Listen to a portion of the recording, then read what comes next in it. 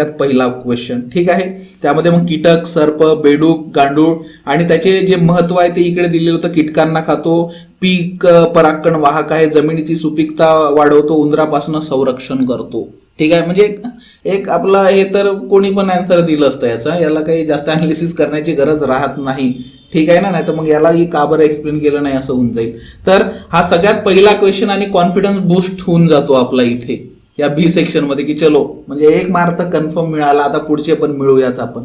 तर इथे सरळ होतं की इथे सर्प, एक लॉजिकच आहे सर, सर्प पाहिला तर उंदरापासून संरक्षण आहे, म्हणजे बीचं नाही का 4 नंबरचं होतं. हे बीचं 4 नंबर जे आहे ते ऑलमोस्ट 3 मध्ये दिलेलं आहे. 1, 2, 3 ऑप्शन मध्ये आपल्याला आढळून येत आहे, ठीक आहे. मग आता आपलं आणखी सोपं त्यामध्ये बघूया, गांडूळ बघूया. जमिनीची सुपीकता वाढवणे, म्हणजेच आपलं जे डी ऑप्शन आहे, डीचं कोणतं राहील, थर्ड ऑप्शन राहील. म्हणजे सरळ सरळ इथे दिसून येतं बीचं 4th आणि डीचं 3rd, म्हणजे पहिलं ऑप्शन आपलं बरोबर आहे. आता बाकीचे नाही जरी वाचले असते तरी चाललं असते आणि एक इझी होतं हे, ठीक आहे. कीटक जे असतात ते पीक परागकण वाहक असतात 2 नंबर, आणि जे काही नाही का बेडूक असतात ते कीटकांना खातात. म्हणजेच आपलं जे सगळ्यात पहिला जो क्वेश्चन होता जोड्या लावा, त्याचं आन्सर होतं ऑप्शन नंबर 1, ठीक आहे. आता दुसरा क्वेश्चन बघूया आपण.